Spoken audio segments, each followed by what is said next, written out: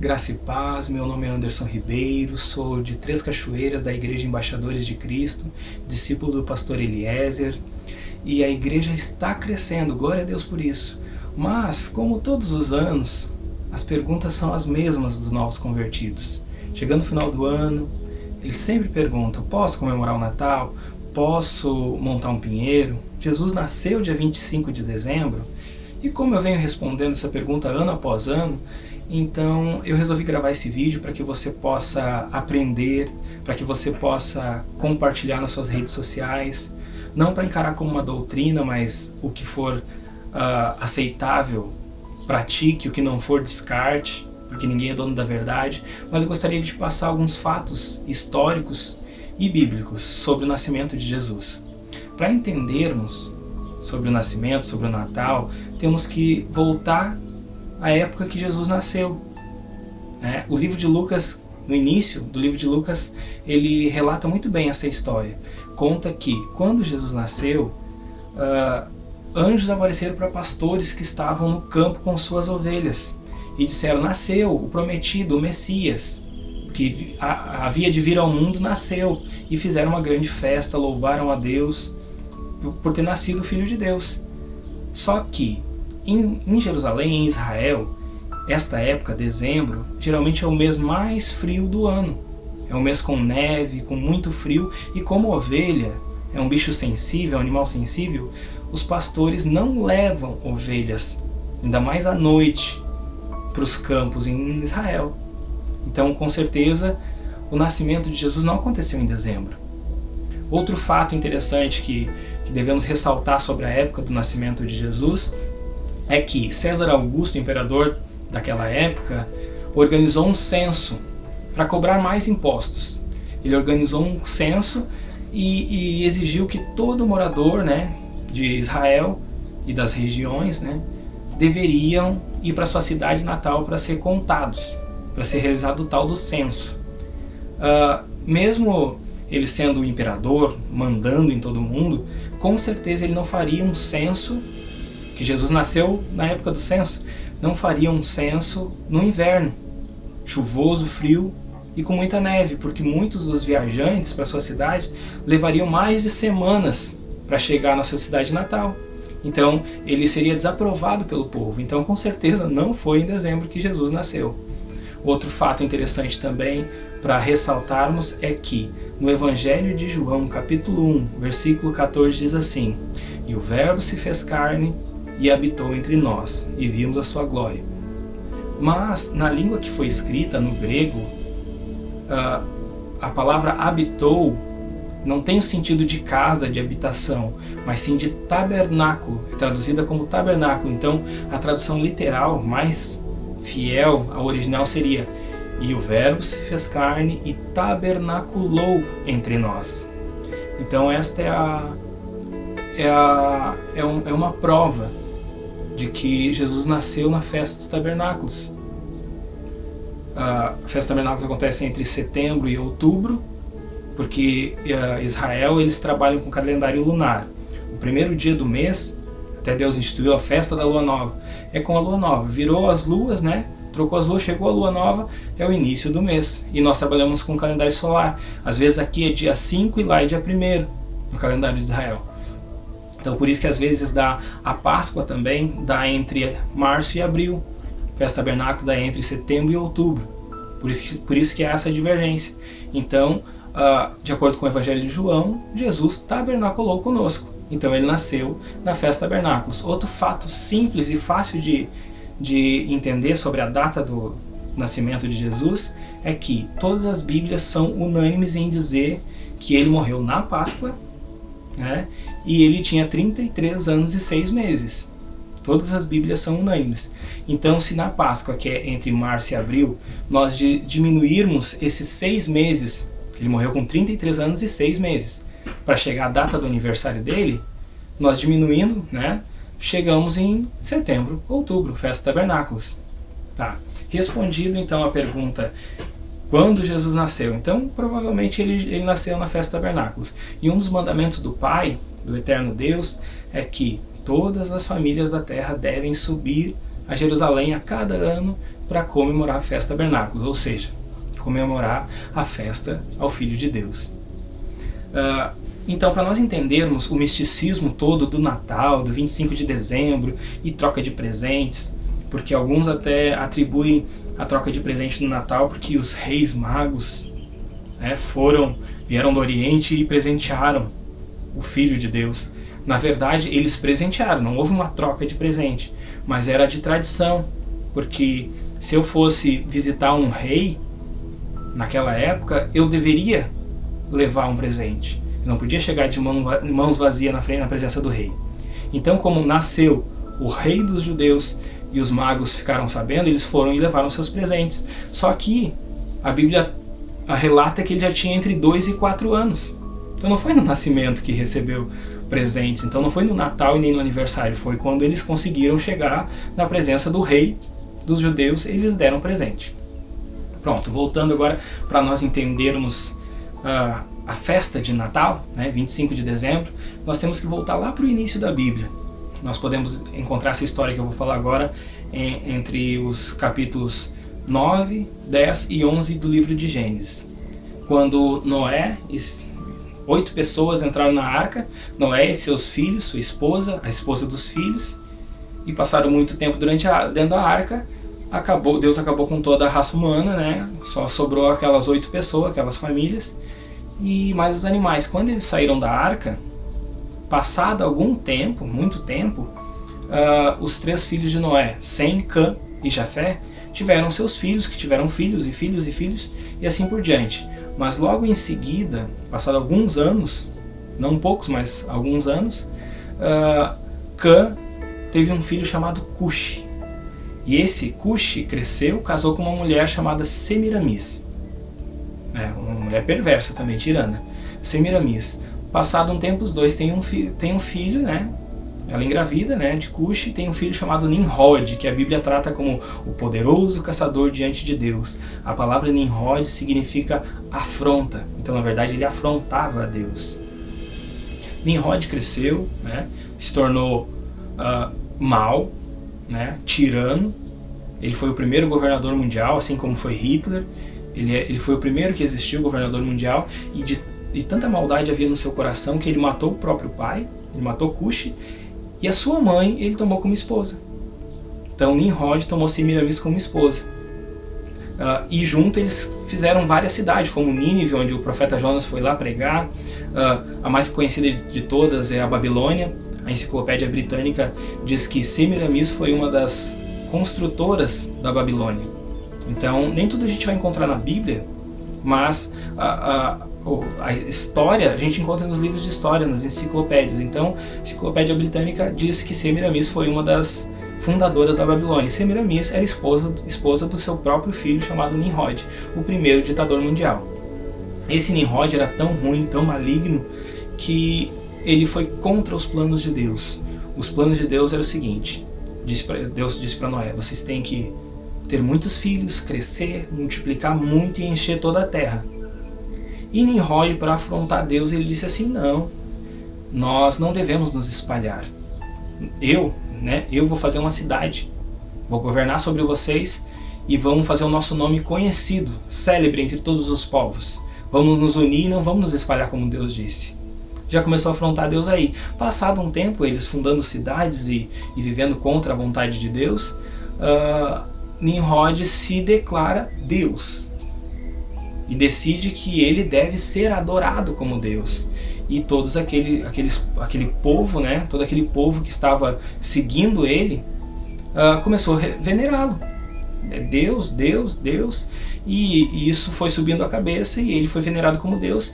E a própria mãe, né, que era esposa, que era tão mal quanto ele, tomou o cargo, né? Se ele era Deus, eu sou deusa. Então era o Deus e a deusa. E eles foram muito tiranos com o povo.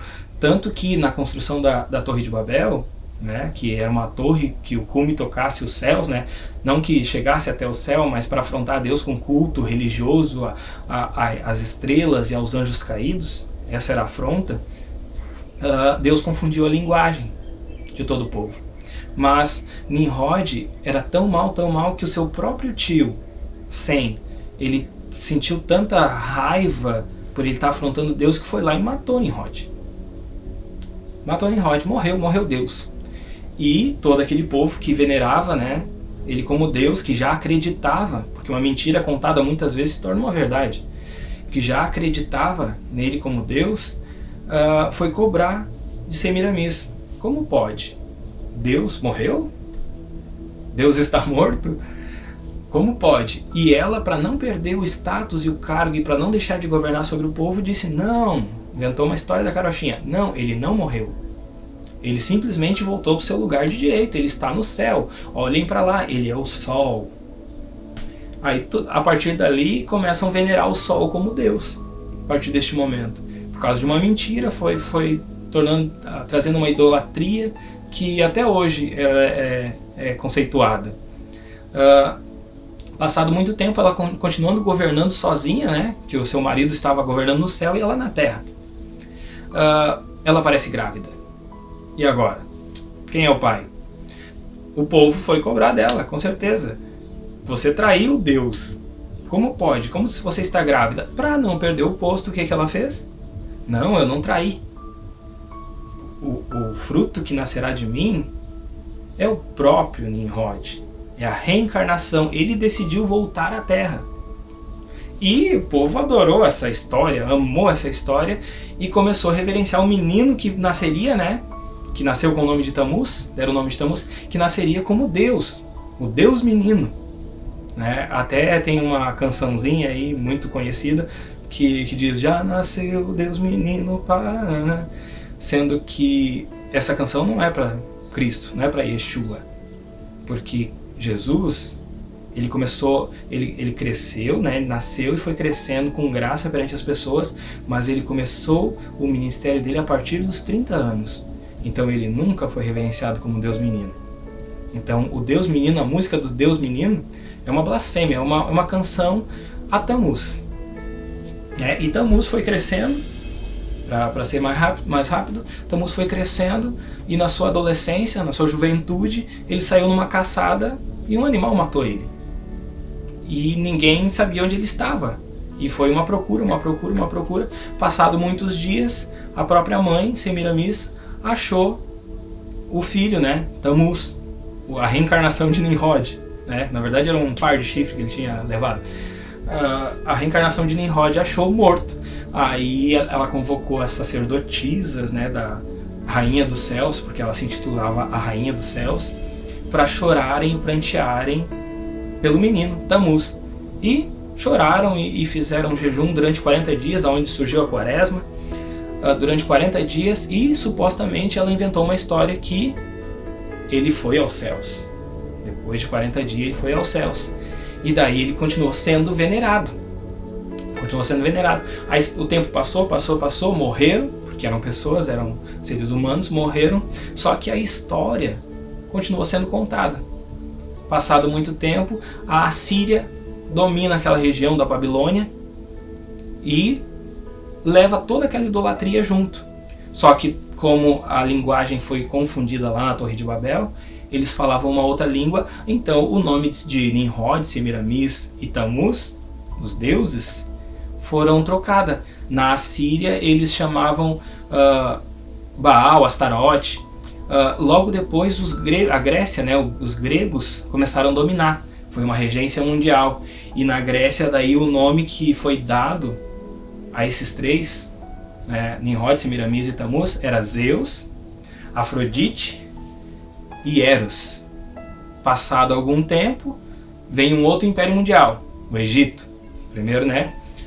Aí vem o Egito e eles também levam consigo, né? O inimigo leva essa doutrina que afronta a Deus, leva consigo para a idolatria dos egípcios, que daí o Nimrod é Osíris, Semiramis Ísis e o menino Tammuz Horus. Só vai trocando nome, mas a idolatria é a mesma. Quando Jesus estava na Terra, o governo era romano. E Roma, né, também traz essa mesma idolatria, só que derruba o pai. Fica só a mãe e o menino. O mistério da mãe e o filho. Aí chamam ela de Vênus e o menino de Cupido. Né? Passado o tempo da história, Jesus morreu, foi crucificado, ressuscitou, e é isso que a gente tem que comemorar, né? A ressurreição que nos deu salvação. Mas passado muito tempo, lá pelo ano 300, de 313, 325, um imperador chamado Constantino, ele sobe ao poder e vê que os cristãos são um grande número. E ele tem uma ideia e ele quer unir a religião e o Estado. Então ele convoca os cristãos e diz que Roma vai se tornar um país cristão. Vai ser um império mundial cristão, todo mundo tem que ser cristão. E isso agrada, a princípio, os dirigentes da igreja, que até então estavam escondidos, e se torna o cristianismo um império mundial. Só que, com tantas abominações que existia em Roma, eles trouxeram para dentro do cristianismo. Aí a mesma Semiramis, que daí já tinha caído o pai, né? A mesma Semiramis e o menino Tamuz entra na igreja como a Virgem Maria e o menino Jesus. Então, desde antes do nascimento de Jesus já existia o Natal. Onde morreu, voltando à história, onde morreu o menino Tamuz, o jovem Tamuz, ele morreu, um animal matou, ele caiu morto em cima de um tronco de árvore podre. Diz a história, né, eles contam que aonde ele foi tirado, dali nasceu um pinheiro. Aí transformaram o pinheiro no símbolo do Natal, do nascimento do menino Tamuz. E na sua infância, os presentes também, que já era o símbolo dos presentes, eram levados e colocados embaixo de pinheiro. Então essa troca de presente, o Natal, não é saudável. Já existe uma festa ao Filho de Deus, que é a festa dos tabernáculos. A festa do Natal é uma abominação trazida da Babilônia, e eu deixo essa palavra para vocês que estão assistindo. Procurem na Bíblia Deuteronômio capítulo 7, versículo 26, que diz assim: não tragam para dentro das suas casas nada que seja amaldiçoado ou que esteja embaixo de uma maldição, ou você incorrerá nas próprias maldições. Então nós não devemos trazer para dentro da nossa casa algo que seja maldição. A Bíblia fala que Deus perdoa o tempo da nossa ignorância. Mas chegou a época, chegou o momento em que Deus está abrindo os seus olhos, os nossos olhos. Então, Natal é uma época comercial, é uma data comercial onde que, se fosse o nascimento de Jesus, perdeu toda a essência. Mas como não é, então é só uma data comercial e uma abominação. Então montar um pinheiro, sim, é uma abominação. É trazer algo amaldiçoado, não pelo pinheiro, não pela árvore. Não é uma coruja, um elefantinho, que é não é o animal ou o símbolo daquele animal ou do pinheiro que é amaldiçoado, mas sim a forma que nós trazemos a este objeto. Colocar um elefante de bunda para a porta para trazer riqueza, isso é uma idolatria, então já é abominável. Mas ter um enfeite de elefante, tranquilo. Então eu deixo essa palavra para vocês, Deuteronômio 7:26. Não traga nada que seja amaldiçoado para dentro das suas casas.